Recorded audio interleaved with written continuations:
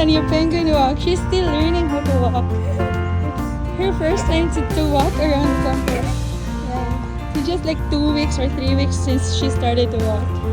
And it's amazing. You're walking in the temple, April. Around the temple. Walking around the temple. Be careful. Ate, slowly. You walk slowly because Ace's like about to fall. No, it looks like that she's about to fall because she's waddling. Hello. I'm just gonna be here. No, not on the grass. AC will stumble.